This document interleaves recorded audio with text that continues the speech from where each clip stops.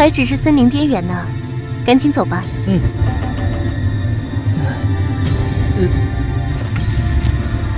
我和你说，我对这地方，哎呀！ Yo, halo guys, selamat datang kembali di channel Imam Tanto.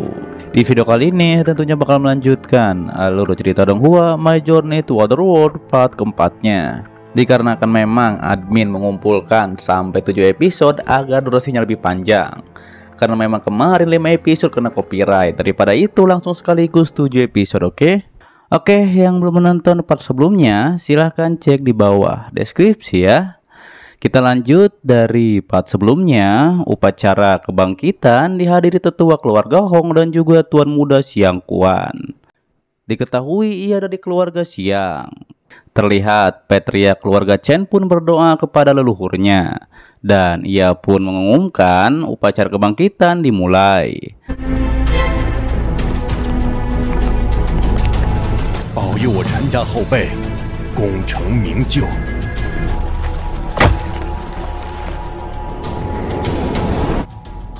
起灵仪式开始。 Lalu yang pertama adalah murid keluarga Chen, yaitu Chen Zi. Di sisi lain, Chen Lo pun menjelaskan kepada Xiao Fan, cahaya putih adalah jenis hewan terendah, sedangkan cahaya hewan langka adalah berwarna hijau, dan cahaya emas adalah jenis raja hewan. Kembali kepada Chen Zi, ia pun mendapatkan cahaya hijau, yang adalah jenis hewan langka.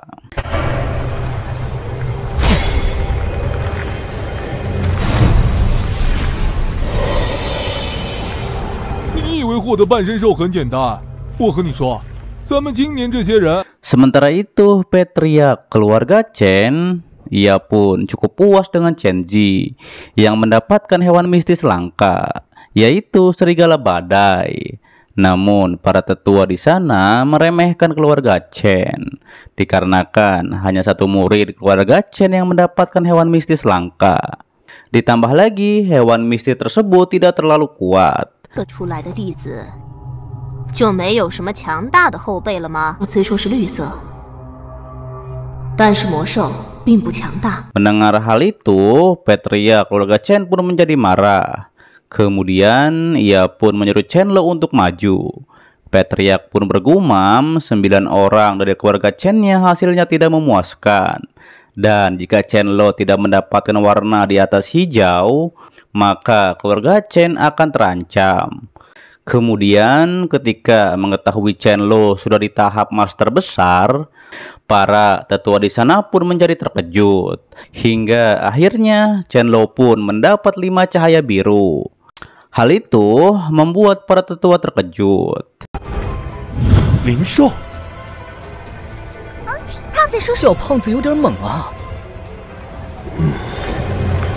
跟他比起来，我们这些人简直就是个渣啊！那就要有3位武侯强者了。居然有5团蓝色光芒。 Namun para murid keluarga Chen ada saja yang meremehkan Chen Lo. Tapi meski begitu mereka menjadi senang karena keluarga Chen mereka tidak jadi terjatuh. Sementara itu para tetua lainnya mengetahui Chen Lo mendapatkan hewan mistis beruang darat. Mereka pun menganggap Chen Lo adalah murid terkuat di keluarga Chen. Terlebih lagi Petria juga menjadi gembira karena walaupun Chen Lo pemalas, namun bakatnya tidak buruk. 这一批子弟里面最强的那个了吧？恭喜！明明还能沟通更强大的兽魂，喝完乐不勤加修炼，好在天赋还不错。 Kemudian setelah para tetua memberikan selamat kepada Petria keluarga Chen, mereka pun akan pamit dikarenakan menganggap upacara kebangkitan sudah selesai. Namun Petria berkata masih ada satu orang lagi, yaitu Xiao Fan. Namun para tetua meremehkan Xiao Fan karena hewan mistis kuat tidak akan memilih karena ketampanan Xiao Fan. Terlebih, Tuan Muda Siang juga menduga bahwa Xiao Fan adalah penutup terbaik untuk upacara kebangkitan keluarga Chen. 兽魂也不会因为颜值而择主啊！难道这小子才是陈家麒麟一世的压轴戏？ Kemudian di saat Siobhan sedang melakukan pengecekannya, semuanya pun menjadi terkejut dengan cahaya dan getaran yang diakibatkan oleh Siobhan. Para tetua pun menduga keluarga Chen masih memiliki bakat yang luar biasa, yaitu Chen Siobhan. 这是麒麟一世弄出来的东西。这是什么情况？难道陈家真的出妖孽级别的天才了？ Ditambah lagi, Chen Lo juga tidak menyangka dikarenakan Siobhan bisa memiliki 100 jiwa hewan biru yang bahkan lebih tinggi daripada beruang darat mistis miliknya. Melihat hal tersebut, para tetua pun berkata, Siobhan bisa memanggil jiwa raja binatang. Di saat itu, Tuan Muda Siang juga bergumam. Penguasa kota saja hanya bisa mendapatkan jenderal hewan berwarna ungu. Ia pun tidak percaya keluarga Chen memiliki murid seperti Siobhan. Terlihat para prajurit juga terkejut dengan cahaya ungu yang keluar dari tempat upacara. Mereka pun menduga orang ini akan menjadi master tertinggi di masa depan. Ditambah lagi bisa mempengaruhi kekuasaan keluarga di kota Muyun. Ia pun harus segera memberitahu hal ini pada keluarganya agar bisa menjalin hubungan dengan keluarga Chen. 我得赶紧回去传讯，让家族赶紧与慕云城陈家交好。 Kembali kepada Siobhan yang masih melakukan upacara kebangkitan. Terlihat banyak jiwa hewan yang keluar untuk dipilih oleh Siobhan. Namun tiba-tiba saja semuanya menghilang. Hal itu pun membuat semuanya terkejut. Sebenarnya apa yang terjadi? 啊，这咋回事？陈氏宗祠里的光芒怎么突然暗下来了？想要成为我的签约魔兽的吗？怎么突然就都跑了？难道 Setelah hal itu, langit pun menjadi gelap disertai petir yang menyambar. Kemudian, patria keluarga Chen pun berkata Raja Binatang turun ke dunia. Hal itu pun membuat semuanya terkejut. Ditambah lagi, jika semuanya lancar, Siobhan bisa menjadi orang yang hebat di kota Muyun. 啊！兽王降世，肯定是兽王。 金色兽魂的半生兽，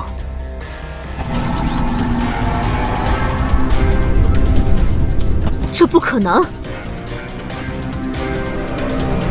子必将成为暮云城，甚至是大元。 Di sisi Tuan Muda Siang, ia pun bergumam keluarga Siang mereka selama ini bermusuhan dengan keluarga Chen dikarenakan memperebutkan sumber daya. Namun dikarenakan Siobhan, keluarga Chen bisa berjaya. Hal itu pun akan membuat keluarga Siang terpuruk. Ditambah lagi, Petria, keluarga Chen dan tetua senang akan hal tersebut. Dikarenakan Siobhan sangat berbakat dan tak bisa diremehkan oleh semua orang.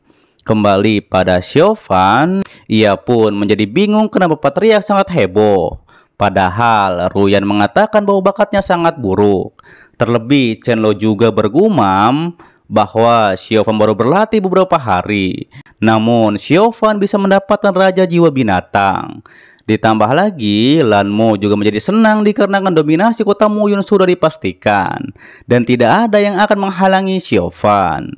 Lalu semuanya pun menjadi terkejut dikarenakan 3 jiwa hewan ingin membuat kontrak dengan Siobhan. Sementara Siobhan menjadi bingung dikarenakan banyaknya jiwa raja hewan yang ingin membuat kontrak dengannya. Ditambah lagi, para murid keluarga Chen juga menjadi terkejut melihat 15 jiwa raja hewan yang berebut ingin dipilih oleh Siobhan. 10道，居然有15道兽王兽魂！ Melihat hal itu, Petria keluarga Chen justru menyerang ke arah Siobhan. Namun serangannya terkena tetua keluarga Chen. 肖，现在的兽王还真是肤浅。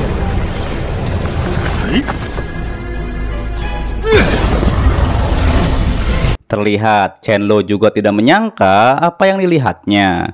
Dikarenakan seharusnya jiwa raja hewan tidak mudah untuk didapatkan. Namun di hadapan Xiaofan, justru Raja Hewan berebut untuk dipilih oleh Xiaofan. Namun di saat itu, Xiaofan pun merasakan ada yang lebih tinggi daripada jiwa Raja Hewan. Tapi tiba-tiba saja, semua jiwa Raja Hewan hilang begitu saja. 难道还有比兽王兽魂更强大的？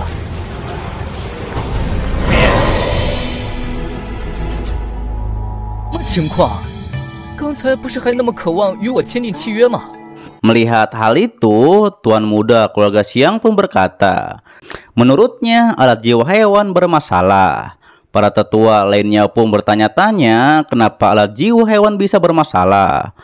Mereka pun berkata, pantas saja banyak jiwa hewan yang bermunculan. Hingga akhirnya salah satu tetua di sana, ia pun menyarankan agar Xiaofan mencobanya lagi. Mendengar hal itu, Patriark pun menyuruh Xiaofan mencobanya lagi. Namun terlihat alat jiwa hewan tidak merespon sama sekali. 没道理，罢了。小凡，再去试一下。搞得一惊一乍的，咱可消受不了。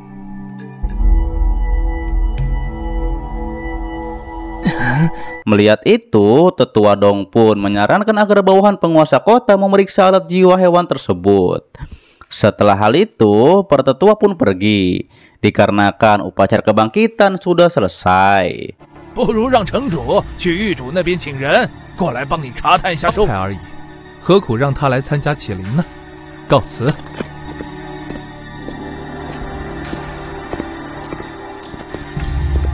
夫人慢走。 Namun terlihat Yiyan pun berkata pada Xiaofan bahwa Xiaofan tetaplah hebat.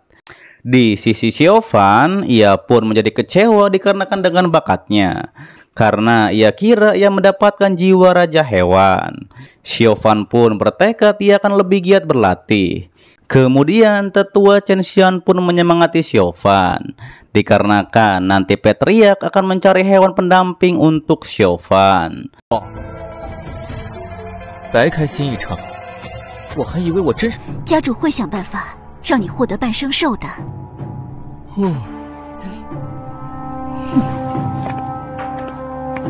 Sementara para prajurit di luar mengetahui bahwa alat jiwa keluarga Chen bermasalah, mereka pun tetap memvonis keluarga Chen adalah keluarga yang terburuk. Mereka juga harus segera memberitahukan hal ini, karena jika tidak, keluarganya percaya bahwa keluarga Chen akan menjadi Raja Master. Namun, tanpa diduga, penetua Chen Xian pun menghajar mereka semua, dikarenakan mendengar hal tersebut. Sementara di aula upacara, Patriark pun menanyakan pada tetua, apakah ia percaya alat jiwa rusak. Namun setelah Patriark mengeceknya, ternyata alat jiwa hewan tidak rusak sama sekali. Terlihat Patriark pun akan merahasiakan hal ini. Ditambah lagi, walaupun ia tidak tahu kenapa alat jiwa rusak, namun yang pasti ini berkaitan dengan bakat Xiaofan. Patriark juga bertanya apakah tadi tetua melihat cahaya merah pada alat jiwa hewan. Ia pun berkata pernah mendengar di tulisan kuno bahwa cahaya merah tersebut melambangkan dewa binatang. Namun ternyata mereka berdua tidak tahu apakah itu dewa binatang. 我也不知道。那你说什么？不知道。不知道你吸什么凉气？你不觉得兽神兽魂听起来就很厉害吗？ Di saat itu, tetua pun mengetahui bahwa Patriark ingin menjinakkan binatang liar untuk hewan pendamping Xiaofan. Namun, tetua tidak setuju akan hal tersebut, dikarenakan itu akan membahayakan nyawa Xiaofan. Tapi Patriark berkata, bukankah ketua sekte awan hitam mendapatkan hewan pendamping dengan menjinakkan hewan liar? Namun, mereka akan membahas hal ini setelah Xiaofan menjadi lebih kuat. 这东西怎么办？等他变强大点了再说吧。现在董家和项家肯定会故意。 Lalu tetua pun memberitahu alat jiwa hewan ini pasti akan dicek oleh bawahan penguasa kota. Dan jika mereka mengetahui alat jiwa tidak rusak, maka akan ketahuanlah mereka. Hingga akhirnya Patriark pun menghancurkan alat jiwa hewan. Walaupun alat jiwa hewan tersebut seharga setengah tahun pendapatan keluarga Chen.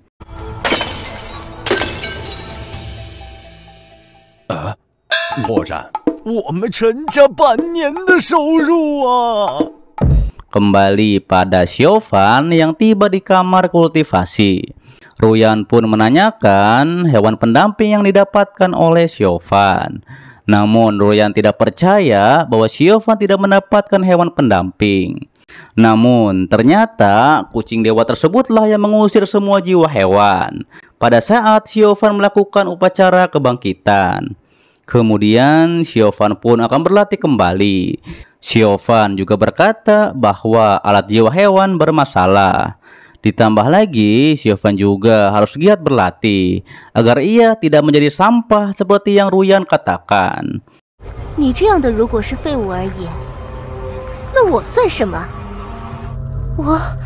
我什么时候说你是废物了？ Setelah hal itu, Chenlo pun muncul di sana. Namun setelah ia melihat Ruyan, ia pun langsung pamit dikarenakan tidak ingin mengganggu latihan ganda mereka berdua. Tapi Ruyan menghentikan Chenlo. Ia pun mengatakan ia ingin menanyakan sesuatu. Kemudian setelah di luar, Ruyan pun meminta Chenlo untuk mengeluarkan hewan pendampingnya. Setelah mengeluarkan hewan mistis beruang darat, burung itu pun langsung memeluk Chenlo. Namun Ruyan menjadi heran kenapa beruang darat mistis sekecil ini. Dikarenakan harusnya beruang darat tidak sekecil ini. Ruyan pun menduga Chenlo ditipu oleh para tetua. Hingga pada akhirnya Ruyan pun menyuruh Chenlo untuk maju dan sekaligus menguji hewan pendampingnya. 月，我的小熊熊还没长大而已。真正的，让他来试试。 哇！ 不要废话，来就是了。 Setelah hal itu, pengujian pun dimulai. Namun alhasil mereka berdua pun dengan mudah dikalahkan oleh Ruyan. Setelah hal itu, Chenlo pun menyalahkan beruang darat mistisnya yang tidak berguna. Yo! Yo! Yo! Ah! 中的大地魔熊嘛，未免也太过没用了吧？ Lalu Chenlo pun berkata Ruyan menjahilinya karena sudah pasti Chenlo kalah. Hal itu dikarenakan Ruyan sudah di tahap master tertinggi. Kemudian Chenlo pun menceritakan upacara kebangkitan Xiaofan yang mendapatkan 15 jiwa raja hewan. Namun Chenlo juga merasa ada yang aneh dikarenakan tiba-tiba saja alat jiwa hewan bermasalah. Namun mereka berdua tidak akan membahas hal ini lagi dikarenakan Patriark dan tetua sudah menerima hal ini. Ditambah lagi mereka pasti memiliki rencana. 我起灵的时候是没有任何问题。其实我以后不要再提。家主与大长老既然默认了，肯定是有他们的。 Setelah hal tersebut, mereka berdua pun kembali ke kamar kultivasi. Chenlo pun menjadi terkejut dikarenakan cuma 5 hari Xiaofan sudah mencapai 150 siklus. Hal itu pun membuat Chenlo tidak terima, dikarenakan ia sebagai jenius kedua dari keluarga Chen. Hingga akhirnya Chenlo pun memiliki rencana, yaitu membawa Xiaofan ke hutan liar barat. Dan itu untuk memberikan Xiaofan pengalaman. Namun di saat itu Ruyan pun tidak setuju akan hal tersebut. Karena di hutan sana terdapat hewan setingkat master tinggi. Dan kalau membawa Xiaofan ke sana sama saja dengan membunuh Xiaofan. Tapi Chenlo berkata mereka akan menemani Xiaofan ke sana. Ditambah lagi Chenlo juga akan mengajari 2 jurus kepada Xiaofan. Kemudian setelah Xiaofan berkultivasi sampai 160 siklus, ia pun masih berkata bahwa itu terlalu lambat baginya. Mendengar hal tersebut, Ruyan pun berkata pada Xiaofan, jika Xiaofan mencapai 200 siklus, Xiaofan bisa disebut master. Mendengar hal itu, Xiaofan pun bertekad 2 hari lagi ia akan mencapainya. Dengan begitu, Xiaofan pun bisa lebih cepat pulang ke dunianya dan juga bertemu kedua orang tuanya. 争取2天内能成为武士。如果2天内能达到武士，我就能更快。为武师？呵呵，想当初我成为武师。这几天四处都找过了，去他朋友家里找找吧，也许暴风雨回不来。 Setelah hal tersebut, Xiaofan pun berkata pada Chenlo bahwa 2 hari ini ia tak akan pergi kemanapun. Dikarenakan Xiaofan harus mencapai 200 siklus dan menjadi master. Namun Chenlo memberitahu latihan tidak harus terburu-buru.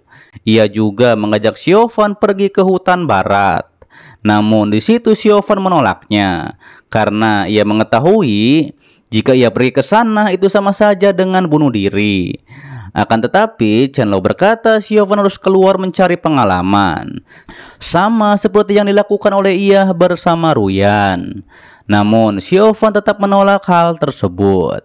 Chenlo juga memberitahu tadinya ia mengajak Xiaofan ke hutan barat liar, yaitu untuk mengajari Xiaofan sebuah jurus.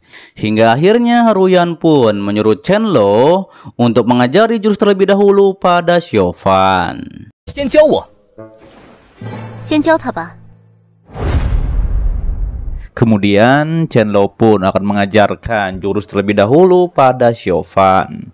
Chenlo pun menjelaskan jurus dibagi menjadi 4 tingkat, yaitu langit, bumi, misterius, dan juga umum.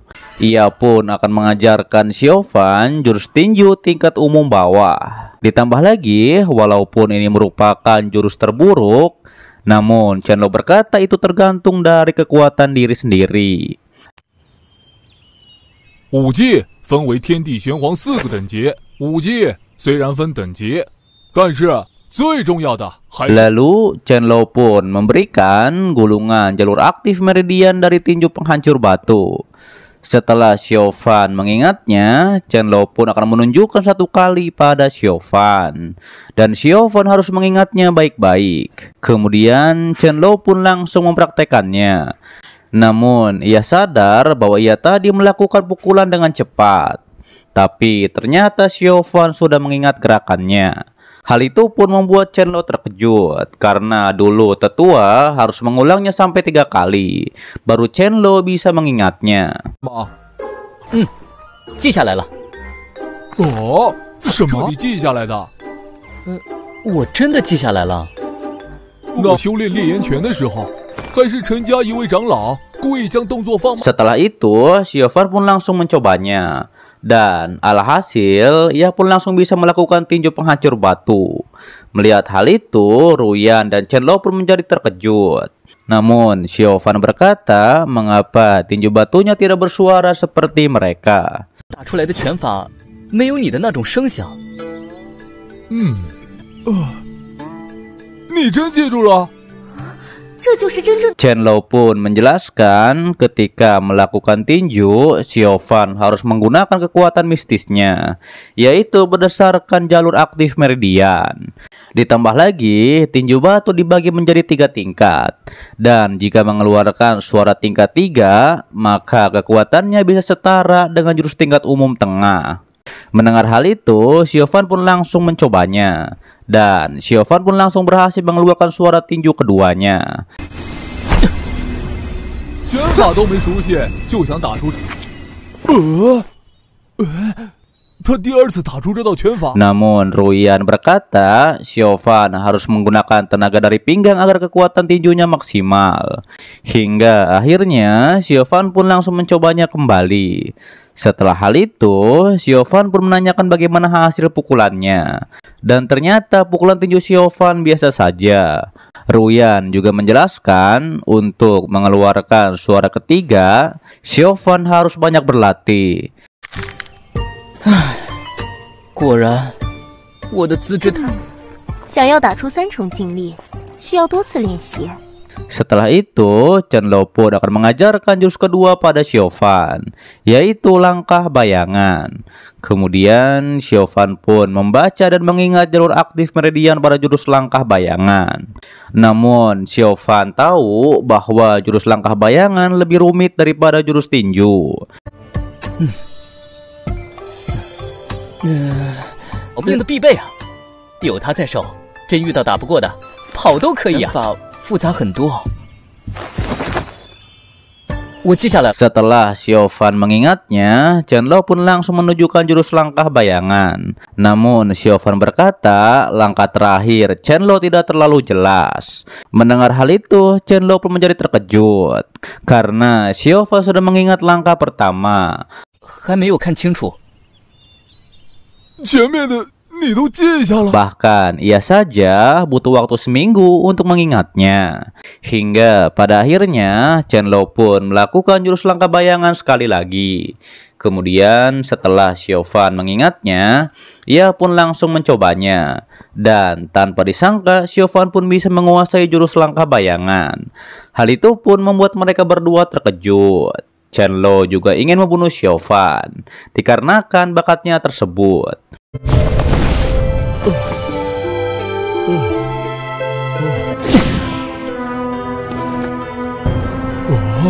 灵隐部的屈指可数，不少人苦修了数月时间都无法。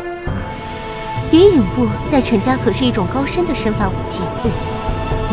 别拦着我，我要杀了他，杀了他！ Ruyan juga menjadi terkejut Xiaofan bisa langsung menguasainya. Karena harusnya diperlukan tingkat Dharana Master untuk menguasai sepenuhnya jurus langkah bayangan.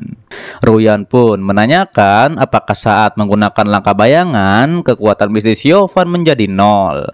Namun ternyata Xiaofan melakukan langkah bayangan sembari menyerap energi. Hanya saja penyerapan energi tidak terlalu cepat ketika melakukan langkah bayangan. 心想，小凡。 在施展步法的时候吸收灵气，怎么了？如果胡乱吸收灵气，很容易。没有，不过就是灵气吸收的速度不够。 Hingga pada akhirnya Ruyan pun menyuruh Xiaofan beristirahat terlebih dahulu, dan setelah itu baru berlatih kembali. Di saat itu Ruyan juga menghentikan Chen Lo yang tadinya akan pergi dari tempat tersebut. 这样自然是最好。吓我一跳！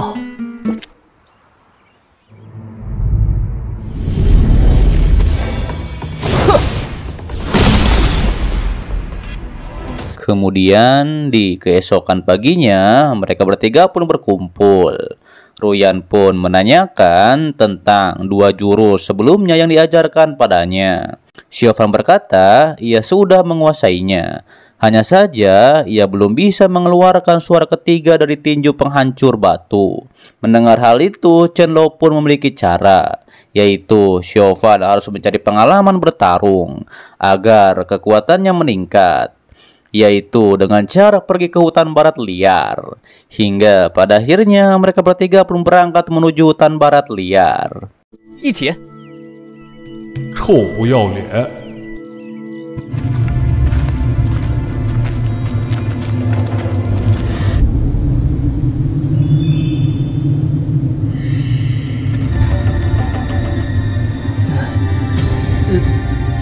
Di saat itu, Chen Lo pun akan memimpin jalan dikarenakan ia tahu area di hutan tersebut.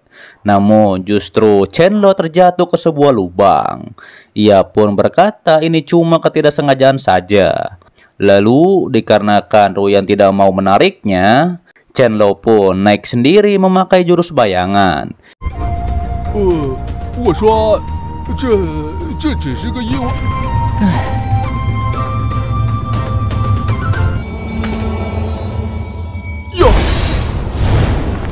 Xiaofan pun menanyakan bukankah tadi Chen Lo ingin ditarik oleh Ruyan. Hingga akhirnya Xiaofan tahu bahwa Chen Lo tadi sengaja jatuh agar ia ditarik oleh Ruyan. Ditambah lagi bisa menyentuh Ruyan. Kemudian Xiaofan pun menyusul mereka berdua yang akan menuju hutan barat liar.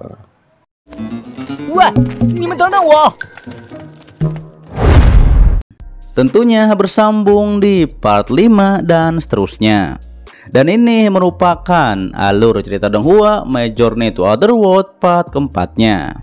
Dan untuk video selanjutnya masih membahas series yang lainnya, dikarenakan untuk channel Xiaofan ataupun My Journey to Otherworld itu masih menunggu episode.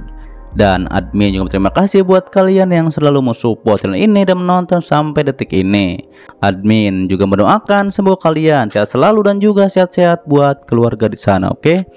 Pastinya agar kalian tidak ketinggalan setiap notif berikutnya. Yang belum subscribe silahkan subscribe.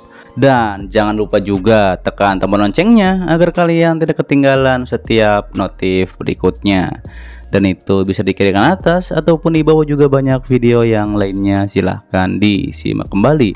Sampai jumpa kembali di video selanjutnya. Till next time and bye bye.